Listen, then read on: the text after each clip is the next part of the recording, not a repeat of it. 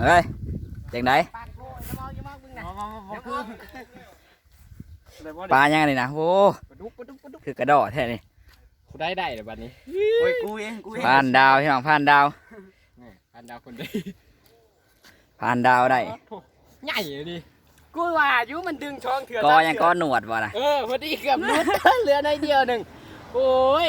เกือบใกล้ในหมักเบ็ดมันใหญ่ก็หนวดหน่อยเดียวนะพี่น้องเอ้ยเงี่ยงจนบ่มีเนาะว้าบ่มีห่างว่ามึงนี่ว่ากูน่ะเอาบ่แลมเงี่ยงมันได้เฮ้ยเนี่ยเจ้ามันตอดกูตัวนี้แล้วตัวมันเห็ดเบ็ดกวนบ้าน่ะเจ้าเจอแหกเบ็ดแบบนี้จับโซ่ดูจับโซ่คะแนนจับโซ่พี่น้องมึงดูไงมั้ยปลาจังลูกพี่น้องปลาลูกนี่คือปลากดเนาะอันนี้ก็ได้เอาขึ้นมาจากน้องบางได้นี่พี่น้องเอ้ยน้องใหญ่ๆนี่เฮ้ยได้รับจากโลนี่นะผ่านดาวนี่2 โลบ่ได้อยู่เลยเว้ย2 โลประมาณนี้2 โลปลายเนาะประมาณ2 โลปลายพี่น้องเอ้ย2 โล7นะเฮ้ยจนลายทำถ่ายเลยโอ้ยเผาไปแรงนี่โอ้ยคือมาจากซะนี่พี่น้องเฮ้ยปอมได้กูไฮแล้วตัวน่ะเอาไปเผาเนี่ยเอาขึ้นมาจากซะของได้นี่เนาะว้าโอ้หัวมันว้ากูก็เดียวกับปลานิ่นเถอะนิ่นเถอะเราปลาเบิ่งหางคือปลาดุกและเจ้าเบิ่งหางโอ้ยหลังต่ำๆเลยว่ะบัวแซ่บงานอย่างแจ่มเฮ้ยให้อายบักน้องให้อายเบ็ดกูเห็นตำลังเป็นได้ว้าถูกหนวดให้เนี่ยหนวดมันก็ยังอยู่หากเบ็ดก็บวกค่าแค่ปากน้องได้ผ่านดาวฮอนิมานพี่น้องมันคนอย่างแจ่มเห็นเบ็ดตำลังได้ก่อนตัวมาเลอะเลยหาบังเบ็ดด้วยฮะไงวะเบ็ดผมมีครับมีเดี๋ยวมีอันเดียวโอ้ยมีเหรอมีอันเดียวบอกแล้วกินเข่าแล้วมันจีถือกยังวะของอยู่ของกินบ้านหน้าบอดี้อึดพี่น้องเลยสุดยอดไปเลยโคตรใหญ่นะพี่น้องนะอียังเลยว่ะมันดึงบาทเดียวว่ะชองว่ะ3หัวดึงขึ้นมาเลยบาท3ปล่อยมงอันตะก้าเนี่ยเฮ้ยฮะผมปล่อยมงอันตะก้าเนี่ยโอ้ยมันดุดขี้ต้มก้อนหนวดเกือบเป็นรุดเบิ้ง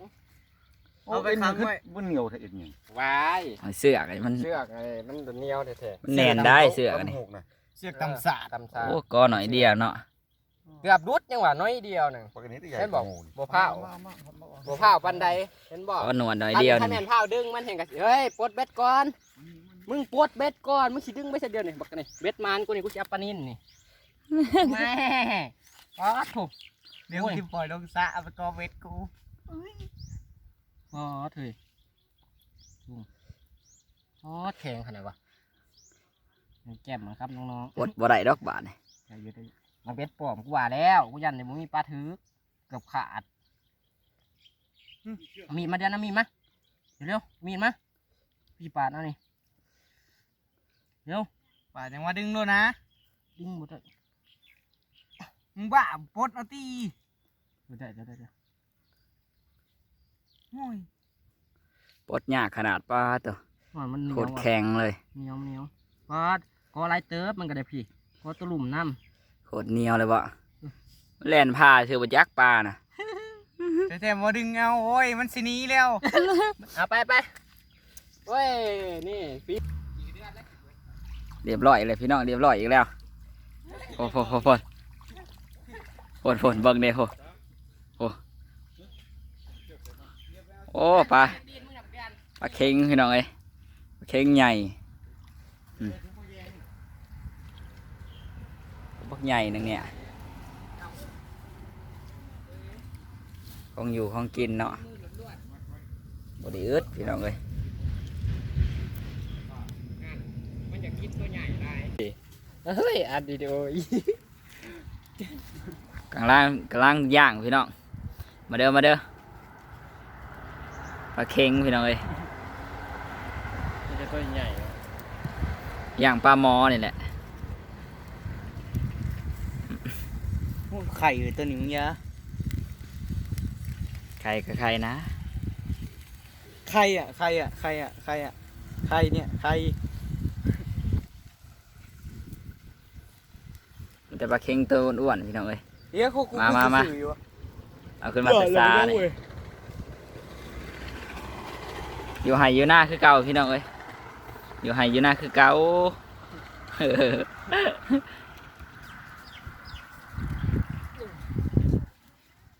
เดือนสายเมาเขาเนาะกำลังย่างอยู่ตอนนี้ โอ้ยมีมาถ่ายนะ ทักทายพี่น้องเนี่ย อ๋อทักทายครับมัน ส่วนพี่น้องมากินวิ่งปลาในกิตี้หมอนี่ บนส่วนนะมันสิเบิด โอ้ย ยันบ่อิ่มบ่เดี๋ยวนี้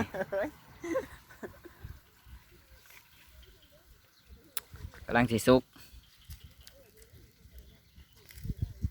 ตัวนี้ซุกได้สวยน้ำตาหน่อยเลยกูมาเลยตัวหนึ่งกูพอ อันนี้ท่านได้สุกในสาย ปอกเดือนเนาะ เป็นปอบได้เว้ย มันเป็นแล้วตามันเป็นแต่ตามัน มันสุกแล้วครับมันสุกแล้วมันบอกแล้วมันสุกแล้วครับมาทรงเงียบหนา เป็นปอบแล้วมึง เอาไว้ยังไงวันนี้ ปลาบ่ทันได้สุกก็เอาขึ้นไปกินเสย ปอบมันก็อยากเป็นอยู่ครับผมเคยเป็นจะเกือบ มันเป็นระบอมันเป็นระบอ จะต้มมาเติมอ่อนอีกมันเป็นอย่างนี้ว่า เอาพริกปิ้งปลาพี่น่าเดือนเลย ยิงเขาหน่อยยิงเขาหน่อย ท่านได้สุกซ้ เปลี่ยนเป็นยิ่ง ยิงเงายิงเงา อันนี้ก็บอกคือว่าเราบอกไป อยู่บ้านเมื่อเขายิงเขาไปอยู่บ้าน2 มื้อยิงเขาเท่านั้น มันเปลี่ยนยังมันจะนอนนอนบอกที่เขาพี่เนาะจะนอนก็นอนประหยัดเขาเลยออกกำลังกายหิวเลย จำจำจำ กำลังมันเลย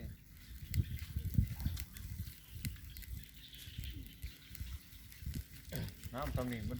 หลายผล พอดีเหรอ มันลึกนะ ทางไงข้ามผูบอก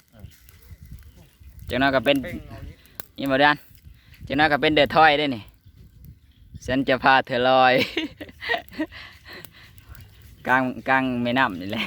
บริกลางอากาศเลย หมอลงหมอว่าไม่ได้ขอซัดเลยลงเพลงว่าทำหน้าไล่เลย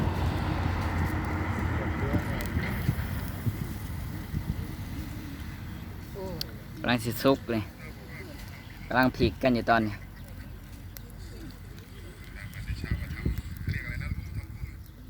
กำลังพลิกกันอย่างเมามันเลย ห้องนี้ก็ห้องว่ามันจะให้หนู มันสวดเลยครับพี่น้อง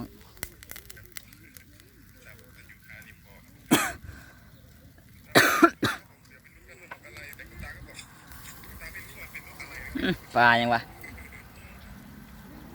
เอาเขาติดดังลงไปหมดเลยนะพันเดือนทรายเมาเนี่ย บอกเขารู้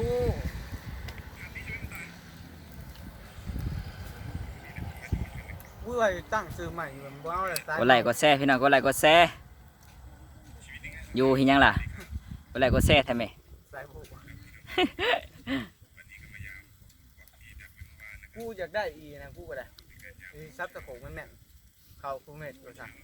ทารารัตนะยังโอมแล้วกับทารารัตนะ อีนั่นแหละดาวอีน่าจะทราบอ่ะ น่าจะทราบมาได้ใส่ทารารัตก็ยังวะทารารัตก็ยังวะทารารัตเบาๆนะ กูก็เบิ่งหนังเราเบิ่งเถอะ นางเรามันหมูม้วนโอ้ย จิซุกอยู่บ่เดือนหมดนี่เหรอ แต่พอเราก็ สำรวจเบิ่งดูฮะ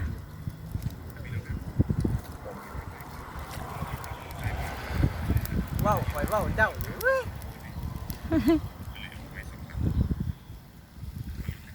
โอเคพี่น้องฝากกดไลค์กดแชร์กดติดตามพี่น้องเพื่อเป็นกำลังใจให้อันคนทำคลิป